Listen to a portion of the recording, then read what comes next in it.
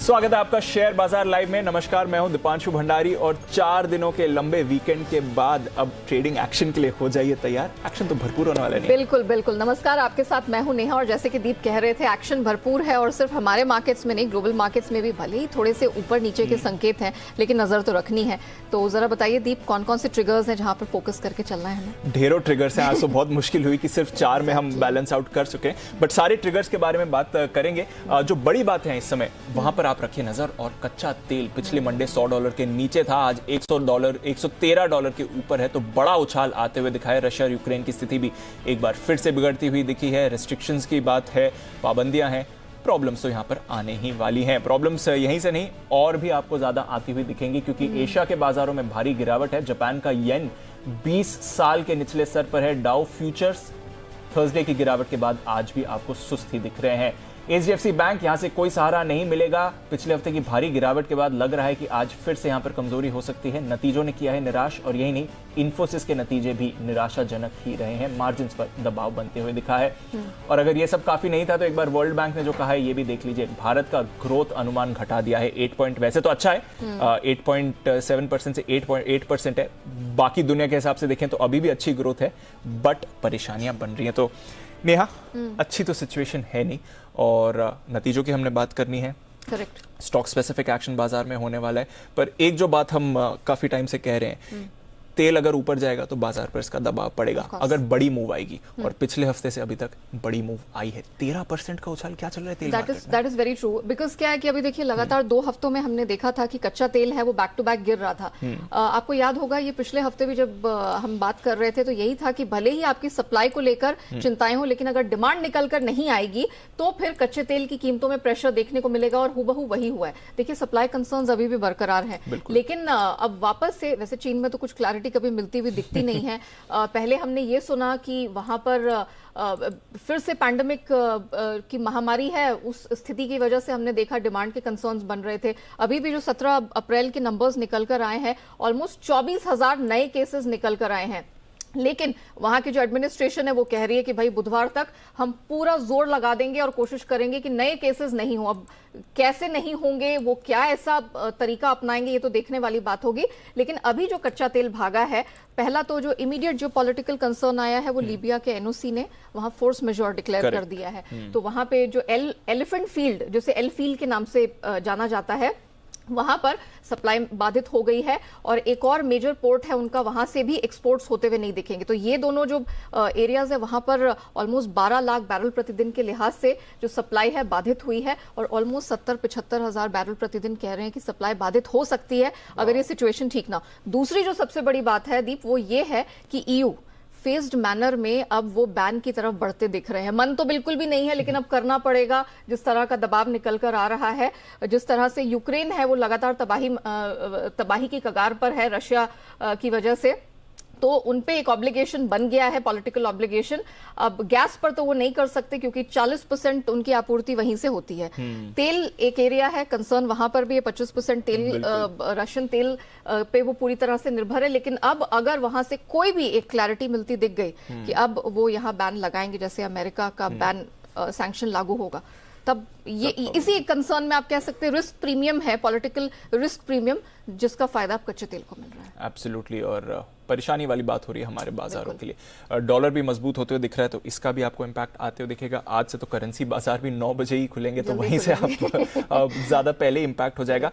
खैर, इस पर करनी है चर्चा। आने वाला आधा घंटा एक्शन पैक्ट होने वाला है, क्योंकि बग्गा साहब तो हमारे साथ हैं ही तैयार। ग्लोबल मार्केट्स, कच्चे तेल और बाकी जो फैक्टर्स हैं उनकी राय लेंगे। साथ ही फिर थोड़ी देर में सेठी साहब हमारे साथ जुड़ने वाले हैं, जो टाटा पावर की मेगा डील आती हुई दिखी है उस पर करेंगे चर्चा। विश्वेश जी होंगे हमारे साथ बताने के लिए कि किस तरह का एक्शन आप आज बाजार में एक्सपेक्ट कर सकते हैं। इंडेक्स लेवल्स कौन से इंपॉर्टेंट होंगे, पिक ऑफ द वीक सारे एक्सपर्ट्स देने वाले हैं।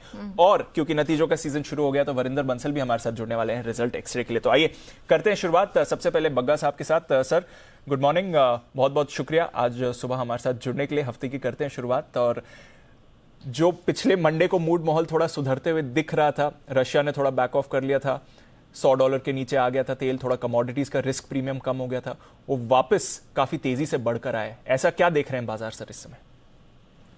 जी दीप, देखिए आज हमारा तो एक है कि थर्सडे और फ्राइडे का कैचअप भी है। जो एशियाई बाजार फ्राइडे को भी खुले थे, तो ओवरऑल अगर आप देखें, चाहे आज एसजीएक्स निफ्टी कम दिखा रहा है गिरावट, बट अगर वेडनेसडे के क्लोज के मुकाबले देखें तो काफी बड़ी गिरावट है, 1.25%, 1.5% तक की। इश्यूज क्या है? इश्यूज वही है कि इन्फ्लेशन, यूक्रेन, और यूक्रेन के कारण जो इन्फ्लेशन है, और इंटरेस्ट रेट हाइक। अभी क्या बदलाव है? जब हमारे बाजार बंद हुए वेडनेसडे से अभी तक क्या बदलाव है? एक ईसीबी का मीटिंग हो गया, बैंक ऑफ कोरिया और एमएएस सिंगापुर ने टाइटनिंग की, पॉलिसी की, और फेड के जो स्पीकर्स थे लास्ट वीक के, सब ने यही बहुत हॉकिश स्टांस रखा। हमारा 10 साल का बॉन्ड यील्ड बढ़ गया काफी, और विश्व भर में काफी बॉन्ड यील्ड्स बढ़ रहे हैं इन्फ्लेशन के चलते। ग्लोबल बाजार सुस्त हैं, वीक हैं, और यूक्रेन और रशिया का कुछ समाधान होते नहीं दिखता। इनफैक्ट रशियन स्टेट टीवी पे एक सरकारी वक्ता ने कहा कि वर्ल्ड वॉर 3 शुरू हो चुकी है, क्योंकि हम नेटो के इंफ्रास्ट्रक्चर से तो जूझ रहे हैं, नेटो की सप्लाई से तो हम बिल्कुल जूझ रहे हैं। चाहे नेटो की सेना से ना जूझ रहे हो, तो वर्ल्ड वॉर 3 हो चुकी है, जिससे भी थोड़े मार्केट विचलित हुए। बट ज्यादा गंभीर स्थिति इन्फ्लेशन की है, और किस तरह से फेड की जो इंटरेस्ट रेट्स हाइक आएंगी, वो यूएस में रिसेशन लेके आएंगी, ग्लोबल इकोनॉमी पे क्या उसका असर रहेगा। चीन के नंबर आए, वो एक्सपेक्टेशन से ज्यादा रहा। चीन का जीडीपी जो है 4.8% आया, एक्सपेक्टेशन 4.4 था पहले तिमाही का। बट अगर उसका विश्लेषण अगर आप देखें, तो ज्यादातर जो था fixed income, fixed asset investment जो है वो तेजी से बढ़ा, 9% से ज्यादा। इंडस्ट्रियल प्रोडक्शन 5% बढ़ी, बट कंजम्पशन जो है, खपत जो है, डोमेस्टिक कंजम्पशन -3.6 पे रही। जॉबलेसनेस बढ़ी।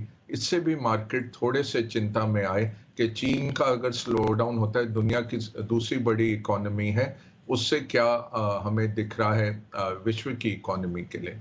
तो ओवरऑल इन्फ्लेशन, यूक्रेन, चीन का स्लो डाउन, ये सबसे बड़े इश्यूज हैं। तेल की कीमत, जैसे आपने कहा, बड़ी तेल की कीमतें 113 पे आज ब्रेंट है, तो क्लियरली वो दिखा रहा है कि डिमांड को मीट नहीं कर पा रही सप्लाई। और इस सप्लाई लेवल पे अगर रशिया भी आप निकाल देते हैं, तो ये 120 भी क्रॉस कर सकता है तेल। तो ये भारत के लिए अच्छा नहीं रहेगा, हमारे फिस्कल के लिए अच्छा नहीं है, हमारी ग्रोथ के लिए, कंपनीज के मार्जिन्स के लिए, और इन्फ्लेशन के लिए बिल्कुल भी अच्छा नहीं रहेगा। जी दी। बगा सर, मेरा एक सवाल रहेगा। वैसे तो आपने काफी हद तक समअप कर ही दिया है, चीन के भी नंबर्स निकल कर आए, जिसमें क्लियरली उम्मीद के ठीक विपरीत हमने देखा है कि जीडीपी का नंबर एक्सपेक्टेशन से बेहतर रहा है, लेकिन आने वाले महीनों में अभी भी स्लो डाउन का खतरा बरकरार है। हमने पिछले हफ्ते ही देखा कि जो पीपल्स बैंक ऑफ चाइना है, उन्होंने ऐलान किया कि 530 बिलियन युआन वो रिलीज करेंगे, ताकि जो यहाँ पर इकोनॉमिक स्लो डाउन है उसको संभाला जा सके। आपने तेल का भी यहाँ पर जिक्र किया, प्लस आज सुबह सुबह ही जापान के जो गवर्नर साहब हैं, बैंक ऑफ जापान के गवर्नर साहब कुरोडा साहब, उन्होंने मेंशन किया कि वो अपनी येन को लेकर, येन में जो 2 दशकों के निचले स्तर पर है, उसको लेकर बड़ी चिंता है। सर, मैं जानना चाहूंगी कि कच्चा तेल चिंता का सबब रहा है, $140 तक भी जाता हुआ देखा है, लेकिन क्या अब आपको लग रहा है कि अब शायद उसको लेके इतनी टेंशन नहीं है, अब रिसेशन, इन्फ्लेशन यहां पर फोकस रहेगा, कच्चा तेल क्या कुछ साइडलाइन हो गया है? नहीं, क्योंकि साइडलाइन नहीं हुआ, क्योंकि 1 मिलियन बैरल अमेरिका भी रिलीज करता जा रहा है अपने स्ट्रेटेजिक रिजर्व से, उसके बावजूद तेल इतनी तेजी से बढ़ रहा है। तो ये जियोपॉलिटिकल रिस्क का प्रीमियम आ रहा है कि रशियन सप्लाई अगर जो वो 4 से 5 मिलियन बैरल दिन के एक्सपोर्ट कर पाते हैं, अगर उस पर पाबंदी लगा दी गई, तो वो कहाँ से भरपाई होगी? कहीं पे और एक्स्ट्रा अवेलेबिलिटी नहीं है। सऊदी 1-8 मिलियन बढ़ा सकते हैं, बट उससे ज़्यादा कुछ इतनी जल्दी होने की उम्मीद नहीं है। और विश्व इकोनॉमी रीओपनिंग ट्रेड चल रही है कि खपत तो चलती जा रही है, तो तेल बड़ा विषय रहता है। और ये भी सोचिए कि इस साल में ही तेल 35% से ज़्यादा ऊपर बढ़ गया है। तो ये भारत जैसे कंज्यूमिंग देशों के लिए, उनकी इकोनॉमीज के लिए, उनके इन्फ्लेशन के लिए बहुत घातक है। और यूरोप में भी ये इशू चल रहा है, स्पेशली गैस की प्राइसेस देखिए वो बहुत बढ़ गए हैं। तो अगर तेल पे पाबंदी लगाएंगे रशिया की, उसके बाद क्या गैस पे भी पाबंदी लगेगी? ये चल के एक जियोपॉलिटिकल प्रीमियम पूरे एनर्जी बास्केट में आ रहा है। तो चिंता यही है कि रशिया के सैंक्शंस कितनी दूर तक जाएंगे। पहले दौर के सैंक्शंस में तेल और गैस को बाहर रखा गया था। मई 25 से जो सैंक्शंस आते हैं वो काफी कड़े हो जाते हैं, और उसके चलते पेमेंट करनी तेल और गैस के लिए वो मुश्किल हो जाएगी, क्योंकि वो ज्यादा बैंक्स पे आ जाएगी वो पेमेंट का जो रुख है। तो वो अगले 2 महीने में कैसे प्ले आउट आता है, ये बहुत डिसाइड करेगा एनर्जी मार्केट्स की स्थिति। बट ओवरऑल बिल्कुल ठीक कह रहे हैं आप, इशू तो इन्फ्लेशन और इंटरेस्ट रेट हाइक का है, जिसके चलते आपका डिस्काउंट रेट बढ़ता है, जिसके चलते फ्यूचर अर्निंग्स को जो आप वैल्यूएशन देते हैं वो कम होते हैं, और उसके चलते मार्केट्स नॉर्मली गिरते हैं। तो यही आशंका यही है कि अगर इन्फ्लेशन स्ट्रक्चरल हो गई, अगर एम्बेडेड हो गई इन्फ्लेशन, तो ये क्या 1970 के दशक जैसी स्थिति आ रही है जब इन्फ्लेशन बेकाबू हो गई थी और ग्रोथ घट रही थी, तो क्या स्टैगफ्लेशन की स्थिति आने की आशंका है? यही अभी जूझ रहे हैं इकोनॉमिस्ट इसी सवाल से। बिल्कुल सर, और इसी पर हमारी नज़र रहेगी। एफआईएस की बिकवाली फिर से शुरू हो गई। पिछले हफ्ते लगभग 4,500 करोड़ की बिकवाली हुई है। 3 ही दिन थे बट उसमें हमने भारी बिकवाली देखी है, तो उसका भी थोड़ा दबाव बना हुआ है। शुक्रिया सर हमारे साथ जुड़ने के लिए, और बग्गा सर हमारे साथ रोज़ सुबह जुड़ेंगे बाजार पर अपनी राय देने के लिए। फिर से सर कल आपसे करेंगे बात और समझेंगे कुछ और फैक्टर्स के बारे में भी।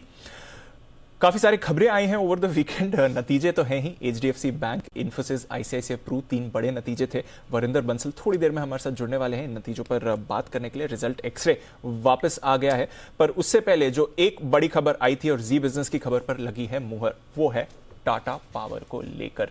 टाटा पावर रिन्यूएबल कारोबार में निवेशक आ रहे हैं। ब्लैक रॉक और मुबादला लेड कंसोर्शियम लगभग 4,000 करोड़ का निवेश करने वाला है। 10.5% की हिस्सेदारी इनके रिन्यूएबल्स कारोबार में ये खरीदने वाले हैं। और टाटा पावर के सबसे बड़े बुल इस पैनल पर जो हमारे रहे हैं वो हैं सेठी साहब, जो हमारे साथ अब शो में जुड़ रहे हैं। सेठी साहब, good morning sir. Tata power लगातार आपकी रिकमेंडेशन लिस्ट में रहा है। मुझे याद है 35-40 रुपए का जब भाव आया था, कोरोना के लेवल्स आए थे, तब से आपके रेडार पर रहा है। रिन्यूएबल डील हमने भी एक्सक्लूसिव स्टोरी करी थी और मालूम था कि ये निवेश आने वाला है। अब जो ये निवेश आ गया है और जिस वैल्यूएशन पर आया है, उस पर आप क्या कहेंगे सर?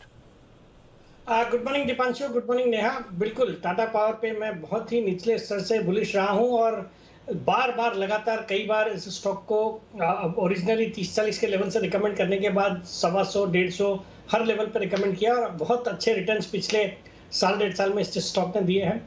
बाकी ये जो खबरें आई हैं, ऐसे बाजार को उम्मीदें थी, या कई बार मैंने भी पहले कई बार कहा कि ये जो कंपनी है वो अपने रिन्यूएबल्स कारोबार को डीमर्ज करके वैल्यू अनलॉकिंग के बिल्कुल कोशिश कर रही है।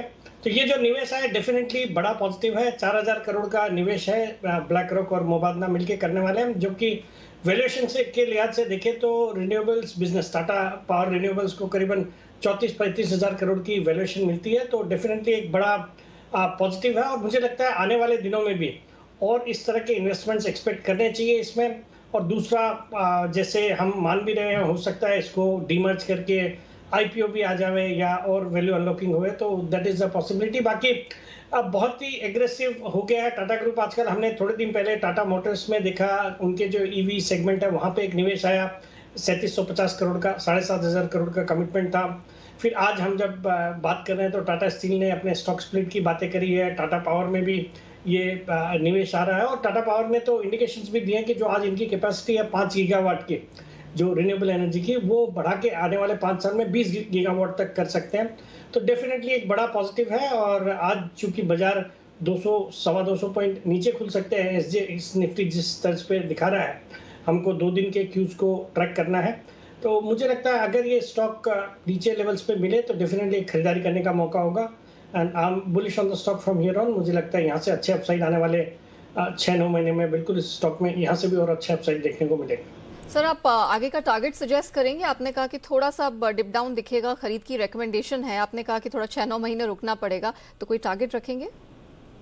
नहीं देखिए नेहा, चूंकि बाजार में आज वीकनेस है, हो सकता है ये स्टॉक आज परफॉर्म नहीं करे या मतलब खुलने में एटलीस्ट थोड़ा वीक खुल सकता है बाजार की चाल के साथ, but I am otherwise positive on this stock. और मुझे लगता है अगर किसी का 9 महीने 12 महीने का नजरिया है तो ये स्टॉक आसानी से 350 पौने 400 तक के लेवल्स दिखा सकता है 9 से 12 महीने में। ओके, तो 350 पौने 400 तक के लेवल्स आ रहे हैं। सिर्फ साहब दो सवाल इस पर बन रहे थे।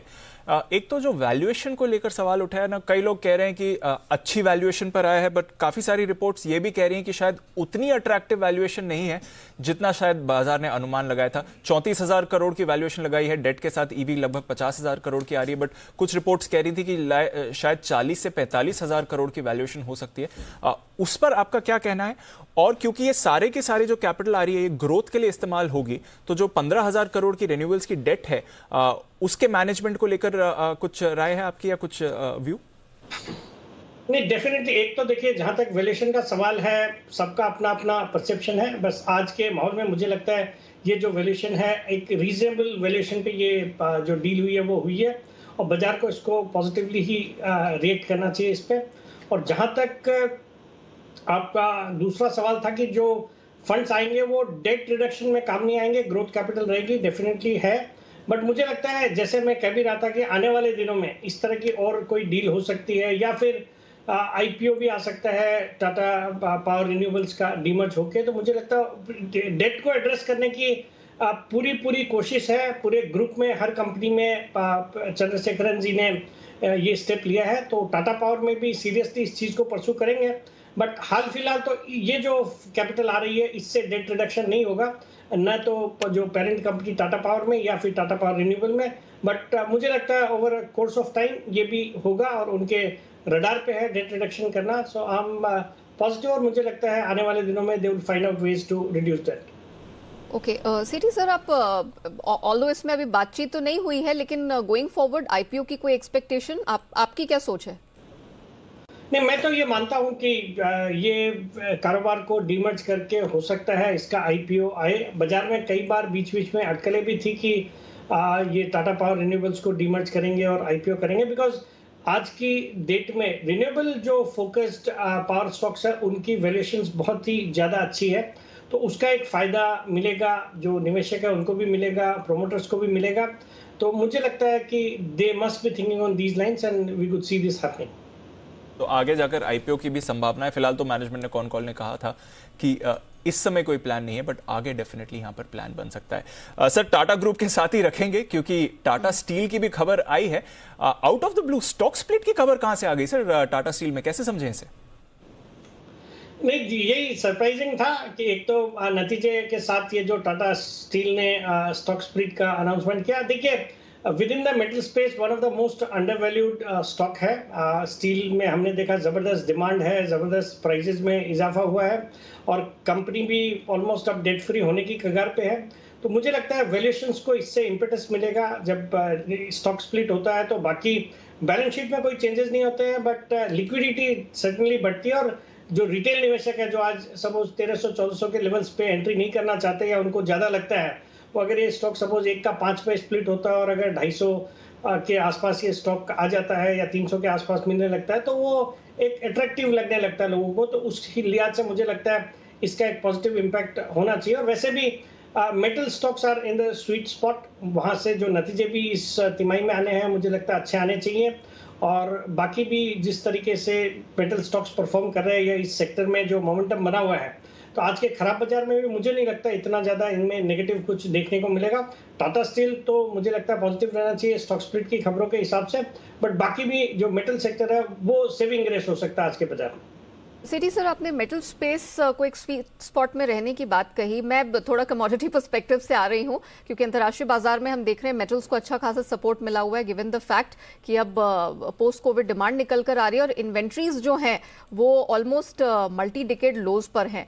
गोइंग फॉरवर्ड इस कारण के चलते आपको मेटल स्पेस की कंपनियों में और स्ट्रेंथ बनती हुई दिखाई दे रही है? सिंस आपने कहा कि चुनिंदा मेटल स्पेस में अच्छा एक्शन रहेगा, आप वो नाम शेयर करेंगे? बिल्कुल। देखिए नेहा, मेटल स्टॉक्स पे मैं बहुत ही निचले लेवल से बुलिश रहा हूँ और कई सारे स्टॉक्स मैंने रिकमेंड किए हैं, जैसे Tata steel is one of them, but बाकी भी जैसे वेदांता है या फिर आपके Jindal steel and power, JSW steel, NMDC, सबको, नाल्को, हिंडाल्को, इन सबको रिकमेंड किया हुआ। मुझे लगता है अभी भी बाजार में, जैसे आज हम ये एक्सपेक्ट कर सकते हैं कि चूंकि इन्फोसिस के नतीजे बेहद खराब थे, डिसअपॉइंटिंग थे, एचडीएफसी बैंक के नतीजे एस्टिमेट से काफी कमजोर थे, तो इन सबको देखते हुए मुझे लगता है जहां बैंकिंग और आईटी से बाजार में आज प्रेशर रहना चाहिए, वहीं मुझे लगता है मेटल्स में तेजी बननी चाहिए, वो थोड़ा बहुत कंपेंसेट करने के लिए आज के बाजार में भी रहना चाहिए। और बाकी मेटल कंपनियों ने भी अपने रिजल्ट्स की डेट्स अनाउंस कर दी है, जो कि इस बार थोड़ी जल्दी है। जैसे वेदांता ने 28 अप्रैल की डेट अनाउंस करी और साथ में एक अच्छे डिविडेंड के लिए भी कॉल है। तो मुझे लगता है ये जो भी मेटल कंपनियां हैं, इनके इस तिमाही के नतीजे अच्छे होने चाहिए और मेटल स्टॉक्स पे मैं बुलिश हूँ। और यहाँ पे ये जो नाम लिए हैं, यहाँ पे आप फेरस में अगर देखेंगे तो Tata Steel would be the best pick. Non ferrous में मुझे लगता है Vedanta, Hindalco, Nalco would be good stocks to own. और इवन एनएमडीसी, जो आयरन ओर के प्राइसेस में भी जिस तरह से बढ़त हो रही है या स्टील की डिमांड बढ़ रही है, मुझे लगता है एनएमडीसी जो कि अब वापस से मोमेंटम में आया है, यहाँ से भी और अच्छे अपसाइड आ सकते हैं। फिर उसके स्टील डिवीजन का भी डीमर्जर होना है या फ्रेश लिस्टिंग होनी है उसकी भी। मुझे लगता है NMDC also could be a stock to watch out for. तो इन तरह के स्टॉक्स में अगर कोई गिरावट आती है तो वहाँ पे खरीदारी करने के मौके ढूंढने चाहिए। डेफिनेटली। तो मेटल स्टॉक्स पर आज आप रखिए नजर। टाटा स्टील तो ऑफकोर्स ये स्टॉक स्प्लिट पर खबर पर चलेगा ही, बट कमोडिटीज में वापस फोकस बढ़ रहा है और ये सारे मेटल काउंटर्स आपके रेडार पर। इनफैक्ट शंघाई कॉपर आज 5 ऑलमोस्ट 6 हफ्ते के हाईज के पास खुला है और पिछले हफ्ते हमने देखा ही था किस तरह का रिएक्शन कॉपर थोड़ा लैग से आया है, लेकिन फाइनली अब वो भी चढ़ना शुरू कर रहा है। बिल्कुल। तो आज कॉपर और हिंदुस्तान कॉपर इन पर्टिकुलर इस खबर के दम पर आपको एक्शन दिखेगा। शुक्रिया सेठी साहब हमारे साथ जुड़ने के लिए और अपनी राय देने के लिए। आइए विश्वेश जी भी हमारे साथ हैं तैयार, और विश्वेश जी से जानते हैं कि बाजार पर आज आपको किन लेवल्स पर रखनी है नजर, क्योंकि एसजीएक्स निफ्टी अगर आप देखेंगे तो इस समय आपको सुस्ती दिखा रहा है, 75 अंक नीचे है, बट जिस तरह के क्लोजिंग लेवल हमने देखे थे वेडनेसडे को जाते हुए और फिर जिन लेवल्स पर इस समय एसजीएक्स निफ्टी दिख रहा है, चिंता का विषय तो बन ही रहा है। विश्वेश जी हमारे साथ बस जुड़ने ही वाले हैं, एक बार उनसे भी राय लेंगे और फिर जानेंगे कि कहां पर रखनी है आपको नजर। एक बार जरा जो एफआईएस का डेटा है ये देख लीजिए, क्योंकि पिछले 3 दिनों में हमने देखा है, 3 ट्रेडिंग सेशंस में हमने देखा है कि एफआईएस की तरफ से लगभग 4,500 करोड़ की बिकवाली हुई। तो ये डेफिनेटली एक चिंता का विषय बन रहा है। जो ट्यूसडे की नेहा हमने बिकवाली देखी 3,128 करोड़ की, उसके मुकाबले 2,061 करोड़ की बिकवाली वेडनेसडे के सेशन में होती हुई दिखी है। तो डेफिनेटली वहां से जो बाजार का मूड माहौल वो डगमगा है। डीआईज ने थोड़ी कोशिश करी है लगभग 1411 करोड़ की सपोर्ट देने की। इसमें कुछ बल डील एंगल भी आपको आते हुए दिखे, क्योंकि मिसेस बेक्टर्स में हमने 2 फंड्स की बिकवाली होते हुए देखी थी। नई लिस्टिंग हुई थी हरिओम पाइप्स की, वहां पर थोड़ा एक्शन हुआ है। तो दोनों तरफ का मूव है, इसलिए जो वेडनेसडे का फिगर है शायद एक्यूरेट रिप्रेजेंटेशन नहीं है, बट जो ट्रेंड आपको दिख रहा है पिछले 5 दिनों का वो डेफिनेटली दिखाई रहा है कि इस समय कॉन्फिडेंस नहीं बढ़ा है। इसके सामने हमने देखा कि 2000 करोड़ की इंडेक्स फ्यूचर्स की बिकवाली करी है, स्टॉक फ्यूचर्स में लगभग 150 करोड़ की बिकवाली करी। तो जो डायरेक्शनल मूव आ रहा है एफआईएस की तरफ से ये इस समय कॉन्फिडेंस देने का काम नहीं कर रहा है। तो ऑलरेडी जो ग्लोबल वीकनेस इस समय बाजार में बनी हुई है, तेल बड़ा है, उसके साथ ही जो फंड्स कर रहे हैं उसकी भी परेशानी बाजार में बढ़ती हुई दिख रही है। तो ओवरऑल ये जो एक सहारा हमें चाहिए था इस समय फंड्स की तरफ से नहीं आते हुए दिख रहा है। और इस माहौल में जब मालूम है कि अगले महीने फेड रेट्स बढ़ाने वाला है, क्या फंड्स ऐसे ही बिकवाली करते रहेंगे? और जिस तरह से यूएस मार्केट में बॉन्ड यील्ड हमें बढ़ती हुई दिख रही है 2.8%, 3 साल की ऊंचाई पर यह आती हुई दिखी है, क्या यहां से एफआईएस की बिकवाली का और प्रेशर बन सकता है? ये एक बड़ा फैक्टर होगा हमारे लिए। तो थोड़ी चिंता का विषय है। 17,200 के करीब अनिल जी जैसे हमें बता रहे थे एक इंपॉर्टेंट सपोर्ट आता है बाजार के लिए, क्या आज वो टेस्ट होगा या नहीं ये भी जानना जरूरी है। आइए विश्वेश जी हैं हमारे साथ तैयार। विश्वेश जी गैप डाउन के लिए तो तैयार हैं, सवाल है कितना बड़ा गैप डाउन हो सकता है और उसके बाद क्या? पहले निफ्टी पर अपनी राय दें सर।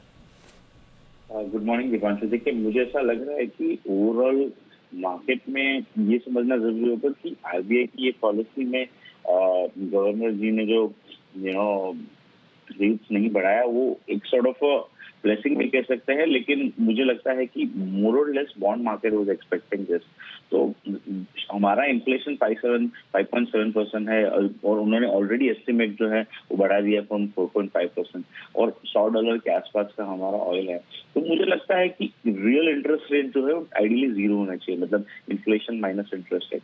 तो अगर आप इन्फ्लेशन 5.7% देखते हो और अपना रेपो रेट 4% के आसपास देखते हो, तो एटलीस्ट 1% का गैप है हमारे करंट सिचुएशन में। तो मुझे ऐसा लगता है, और ये स्टेटमेंट जो मैं बोल रहा हूँ ये उदय कोटक ने ट्वीट किया था 10 अप्रैल के आसपास। तो मुझे लगता है जब इंडिया के जो दिग्गज बैंकर्स हैं वो 100 बेसिस पॉइंट का अगर रेट हाइक एक्सपेक्ट कर रहे हैं, तो अब वो कैसे अनफोल्ड होगा वो देखने की बात है कि ओवर पीरियड ऑफ 3-4 क्वार्टर होगा। तो मुझे लगता है कहीं ना कहीं ग्लोबल मार्केट में रेट हाइक हो रहे हैं, Fed is expected to increase rate, हमारे यहाँ भी ये ड्यू है। तो एफआईआई का जो सेलिंग है it is because of that. अब ये बात आती है कि लेवल्स के हिसाब से हम कहाँ जाएंगे। तो देखिए आज के दिन में शायद थोड़ा सा ब्रूटल हो सकता है, to be very honest.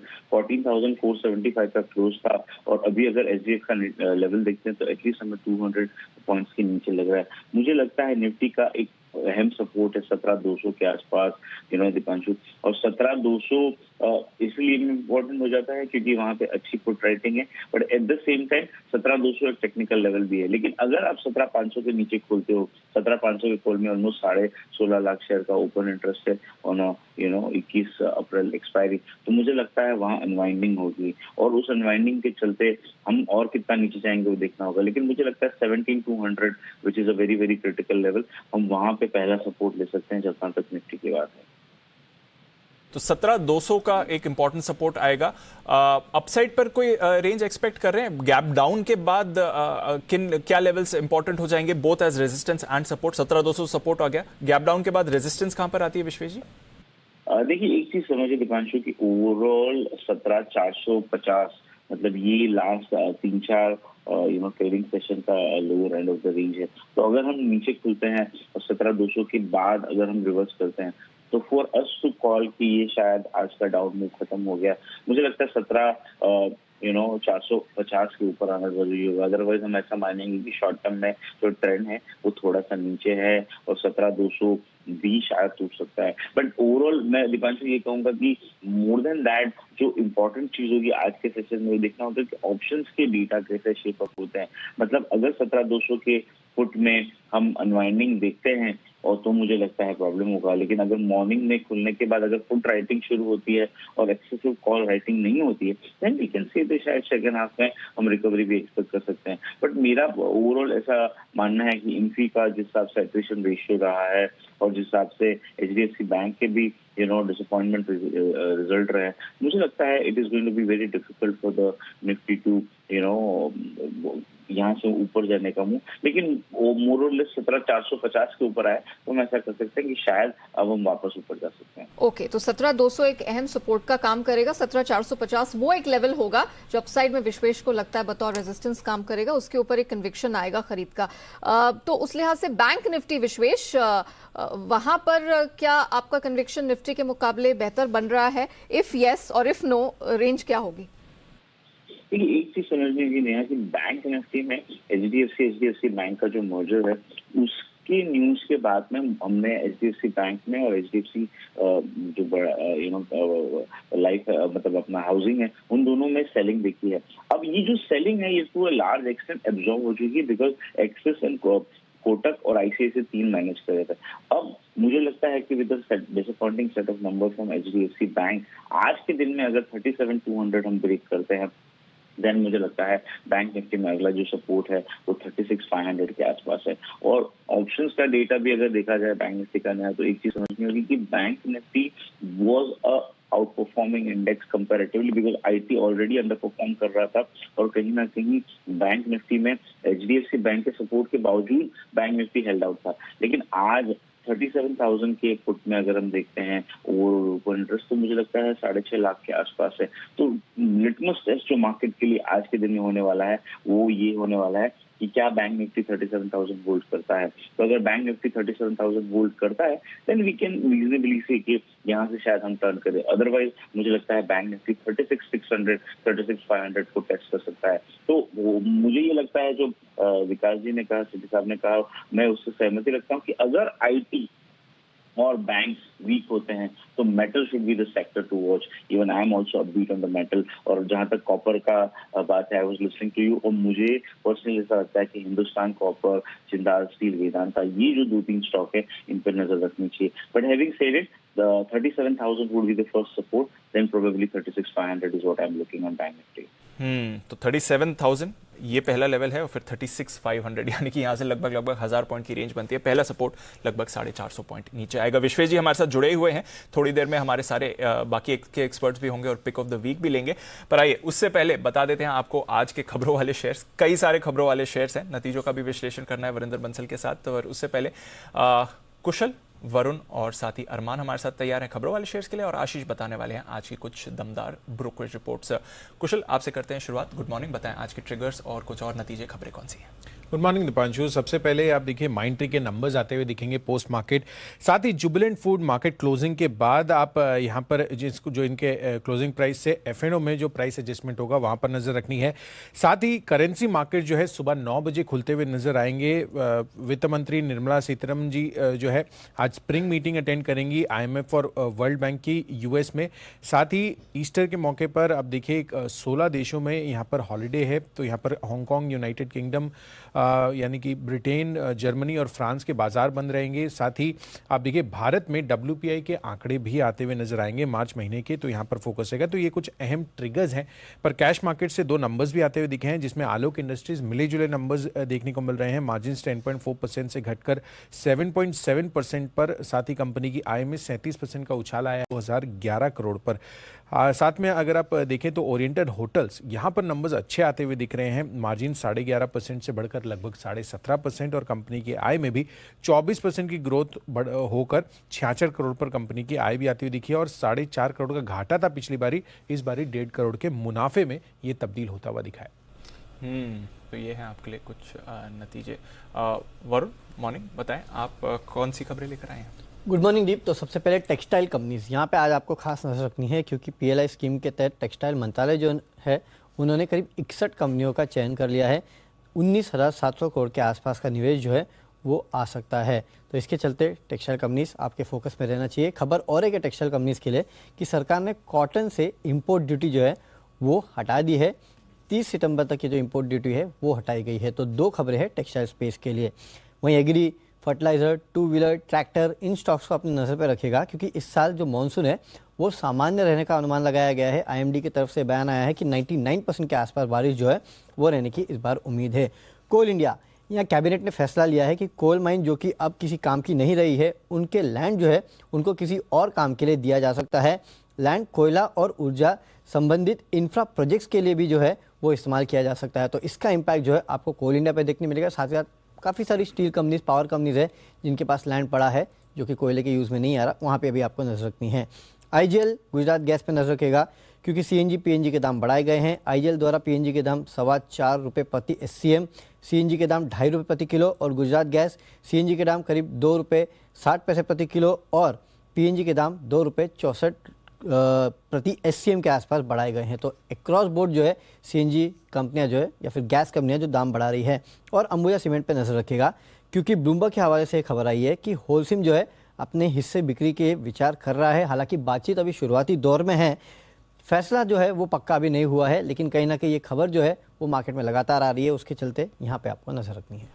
Very well Armaan, good morning, बताइए आपकी स्टॉक्स न्यूज़ की लिस्ट क्या कहती है? बिल्कुल, PVR और आइनॉक्स पर ध्यान रखिएगा, जिसमें KGF2 ने पहले 2 दिन जो कि गुरुवार और शुक्रवार में लगभग 230 करोड़ का कलेक्शन किया है। रिट्स और पावर मैक पर ध्यान रखिएगा, जिसमें रिट्स और पावर मैक JV ने बेंगलोर मेट्रो प्रोजेक्ट में कंस्ट्रक्शन के लिए बोली जीती है। वो L1 बिडर रहे हैं और इस JV में लगभग 500 करोड़ की इन्होंने बोली जीती है।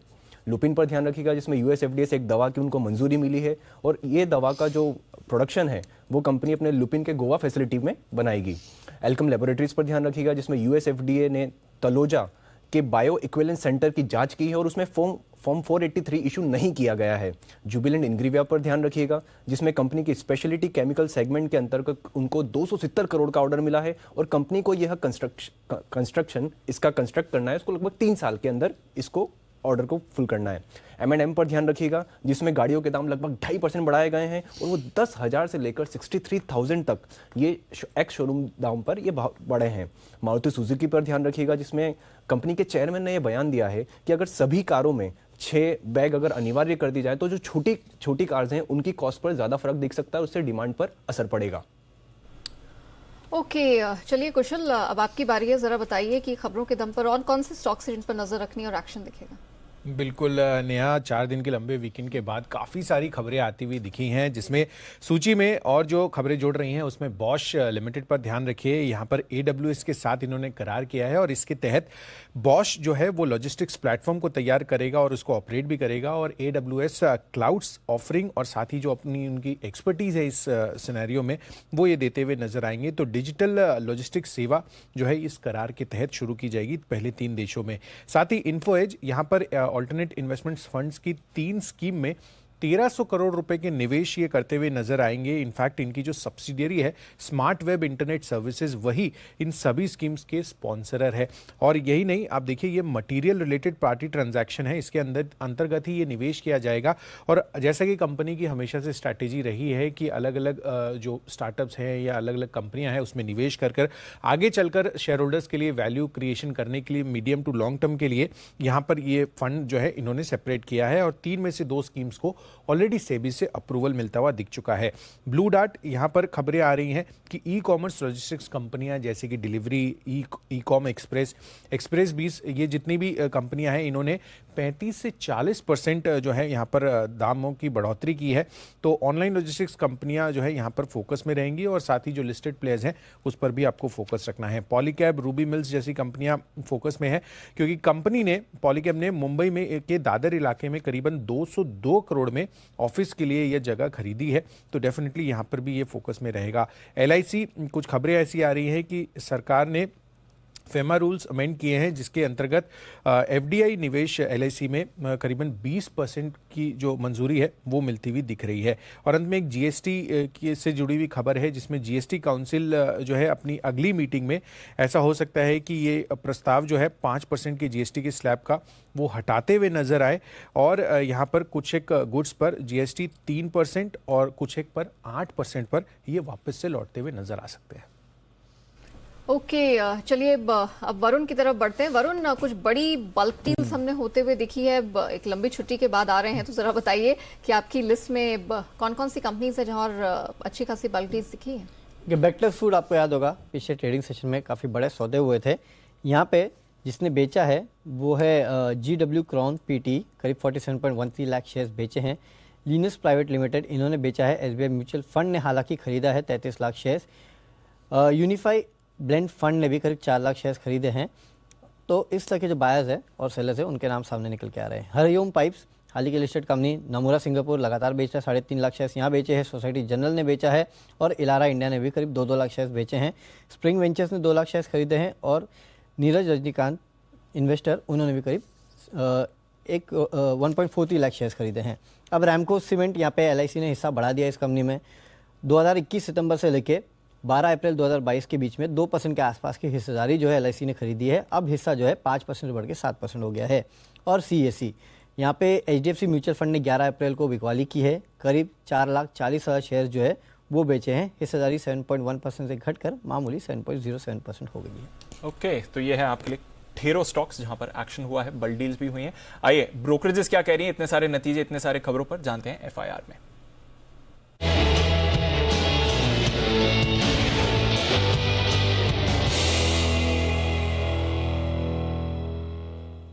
मॉर्निंग आशीष, सबसे पहले तो जो ये 3 इंपॉर्टेंट नतीजे आए हैं ओवर द वीकेंड, इस पर क्या राय है ब्रोकरेज की? बिल्कुल दीपांशु, गुड मॉर्निंग। देखिए, इन्फोसिस यहाँ पर दिग्गज कंपनी है जिसके नतीजे आए हैं और यहाँ पर ब्रोकरेज हाउस देखिए मान रहे कि नतीजे आपको हल्के कमजोर नजर आ रहे हैं, लेकिन अधिकतर ब्रोकरेज रिपोर्ट्स में ही कहा गया कि डिमांड आउटलुक जो है ये इन्हें अच्छा लग रहा है। CLA से देखें तो खरीदारी किराए को बरकरार रखे हुए हैं, 1750 के करीब की क्लोजिंग है, ये लक्ष्य दे रहे हैं 2040 रुपये का।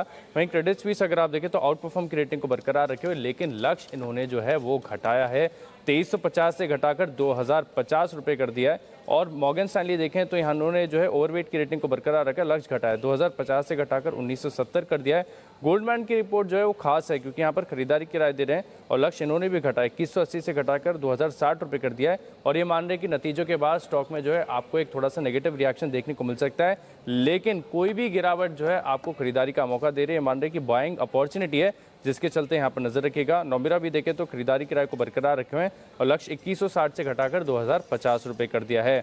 इसके अलावा देखें तो HDFC बैंक यहाँ पर भी देखें तो बैंक ऑफ अमेरिका की तरफ से रिपोर्ट आई है, खरीदारी किराए को बरकरार रखा है, करीब 1465 की क्लोजिंग है, 1900 रुपये का ये लक्ष्य दे रहे और मान रहे कि नेट इंटरेस्ट मार्जिन में हल्की गिरावट आपको देखने को मिली है। नोमिरा देखें तो खरीदारी किराए को बरकरार रखे हुए हैं और लक्ष्य इन्होंने भी घटाया 1955 से घटाकर 1705 कर दिया है।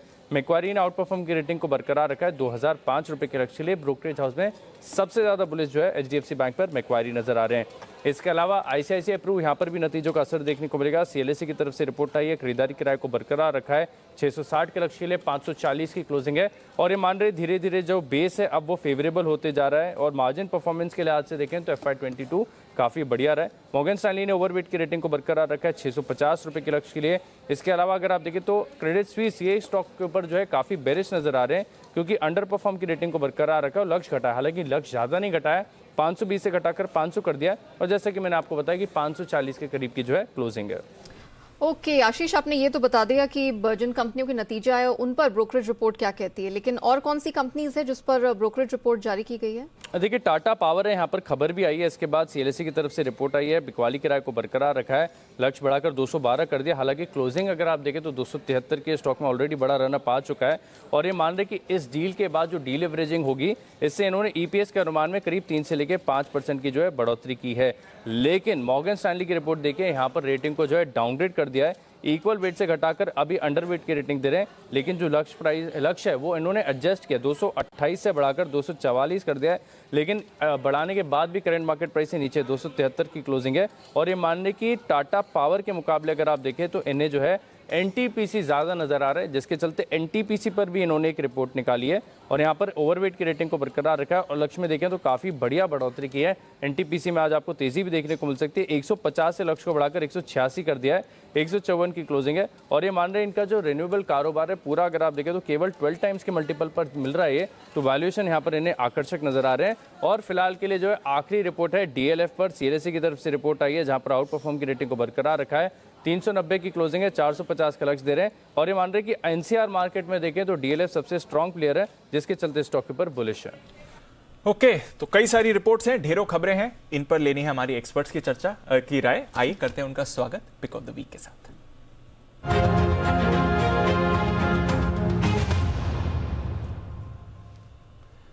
बंसल जी से करते हैं शुरुआत। गुड मॉर्निंग सर, बताएं आपकी पिक ऑफ द वीक।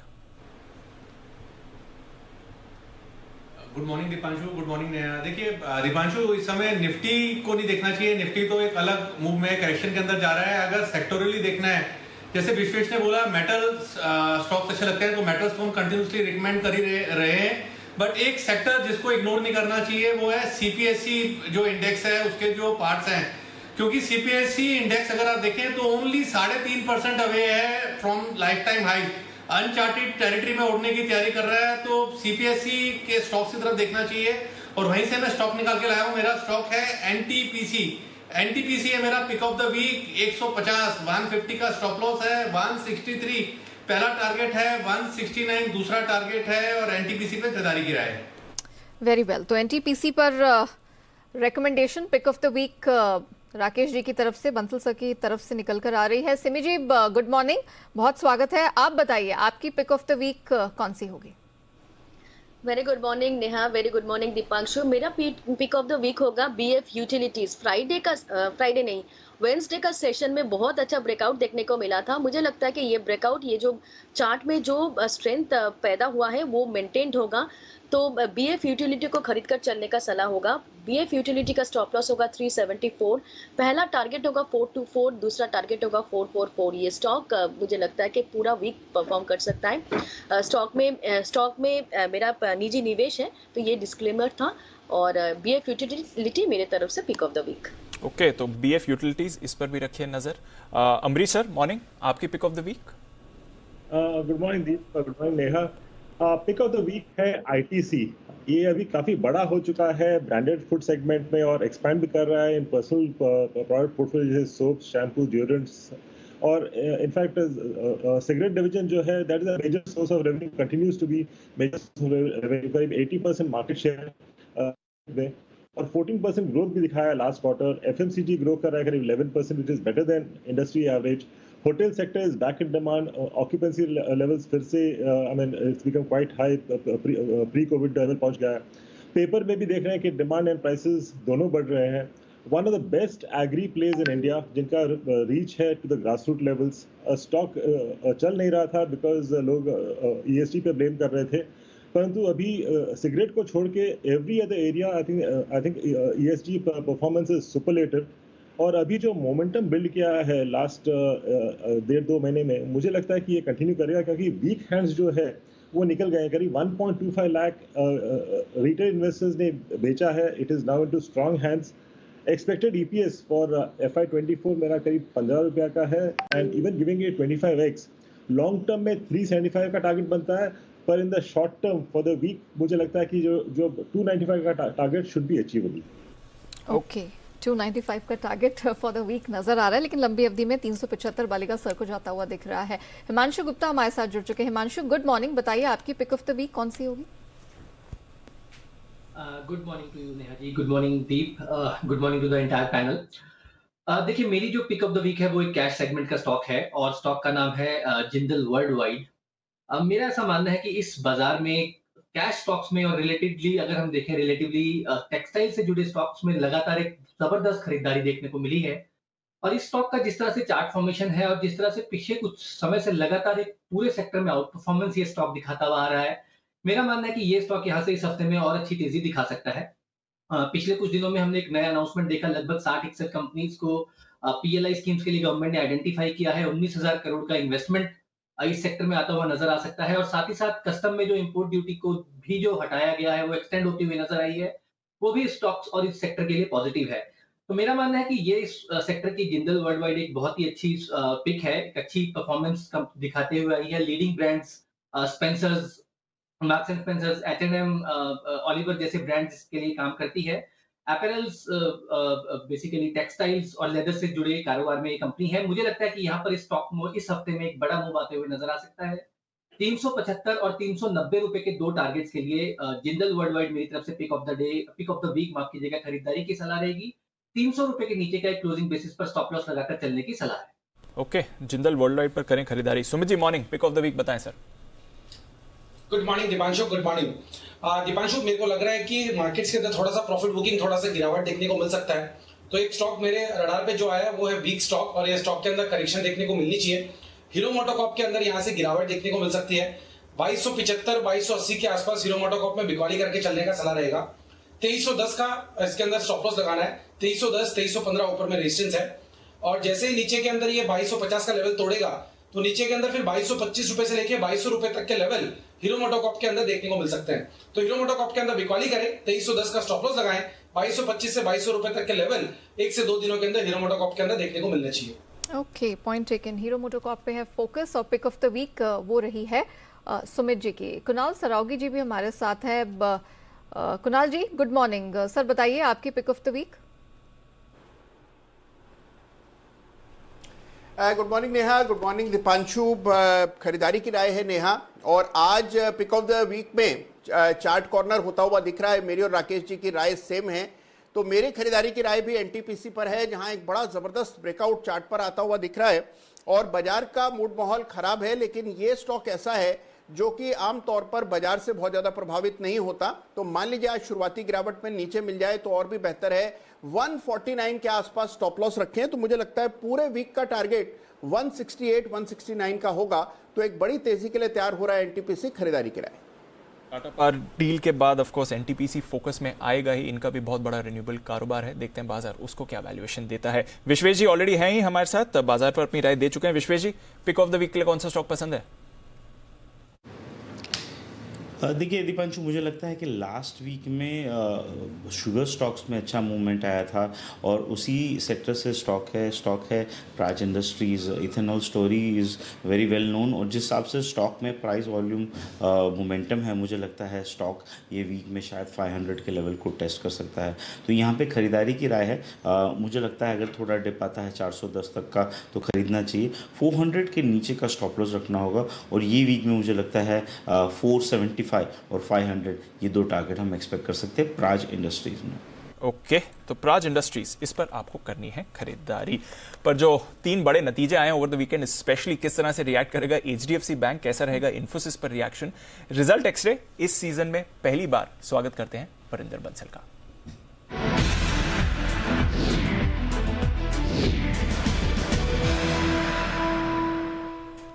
और हर नतीजों के सीजन की तरह इस बार भी वरिंदर बंसल हर बार हमारे साथ जुड़ेंगे, रोज सुबह करेंगे उनसे कुछ बड़े नतीजों पर चर्चा।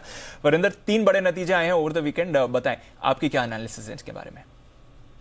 Good morning to you and everyone. I'm looking forward to learn more and more with you guys. बहुत सीखने को मिलेगा इस रिजल्ट सीजन में. So, honestly, I focus more on mid and small cap stocks. बड़े स्टॉक्स का बहुत ज्यादा एनालिसिस ऑलरेडी हो जाता है सबका। अभी सबको पता है कि इन्फोसिस एचडीएफसी बैंक अच्छा नहीं था, आईसीआईसी बैंक अच्छा था। बट अगर अब मैं थोड़ा सा नंबर बोल दूं तो इन्फोसिस में क्लियरली पीडीआर भी अपने को बता रहा है कि वो 10% नीचे था लास्ट 2 दिन में। ग्रोथ नहीं आया, टॉप लाइन ही मिस था। तो टॉप लाइन में अगर एक्सपेक्ट कर रहे थे कि 2.5% से 3% ग्रोथ होगा यूएसडी रेवेन्यू में, वो सिर्फ 0.7% हुआ। और बहुत टाइम बाद देखा हमने कि एबिट मार्जिन है वो नीचे गया, 200 बेसिस पॉइंट क्वार्टर और 300 बेसिस पॉइंट YoY। बहुत टाइम के बाद हमने देखा। इन्फोसिस की मैनेजमेंट ने बताया कि एक क्लाइंट स्पेसिफिक इशू था जिसके कारण उनको $40 मिलियन का रेवेन्यू शॉर्टफॉल हुआ, जिसके कारण जो टॉप लाइन कमजोर हुई है। लेकिन मैनेजमेंट का जो कमेंट्री था वो भी बहुत ज्यादा स्ट्रांग नहीं था। तो मेरे हिसाब से ये स्टॉक अभी कंसोलिडेट होगा, नीचे खुलेगा बिकॉज आपको पता है एडीआर डाउन था। तो उस हिसाब से more important then Infosys, I am looking forward कि टेक सेक्टर कैसे रिएक्ट करता है। आपने देखा है टेक्नोलॉजी सेक्टर मेरे ख्याल में लास्ट 2-3 महीने में कंसोलिडेट हो रहा है। आई थिंक आज माइंडट्री के नंबर्स है, कल एलएनडी टेक्नोलॉजी के नंबर्स भी है। तो किस तरीके से सारे का सारा आईटी सेक्टर बिहेव करेगा, आई थिंक वो ज्यादा इंपॉर्टेंट है मेरे लिए देखने के लिए। दूसरा एचडीएफसी बैंक, अगेन कमजोर नंबर थे। आई थिंक अगर मैं एक लाइन में बोल सकूं तो growth at the risk of lower margin HDFC bank में आया। अगर आप देखेंगे नंबर्स देखेंगे, आई थिंक इसके आप ग्रोथ देखेंगे तो ग्रोथ तो मेरे ख्याल में सीक्वेंशियल ग्रोथ भी अच्छा हुआ। कमर्शियल, होलसेल, रिटेल सेगमेंट में कुछ 11, 10, 5% का ग्रोथ हुआ। बट इसमें जो एक इशू आ रहा है वो 2 चीजें थी एक्चुअली। एक तो निम्स 10 बेसिस पॉइंट कम हुए, 4% पे आए, जो बहुत टाइम बाद देखा कि हमने एचडीएफसी बैंक के निम्स कमजोर हो रहे हैं। बट उससे भी जरूरी मेरे लिए जो एक टेक अवे था वो था कि जो ट्रेजरी लॉसेज आए हैं, बिकॉज यील्ड्स ऊपर जा रही है, इसके कारण कोई भी फीस इनकम में ग्रोथ हुआ वो आपको उतना दिखा नहीं है। और एट द एंड जो ऑपरेटिंग प्रॉफिट आया वो सिर्फ 5% ऊपर था।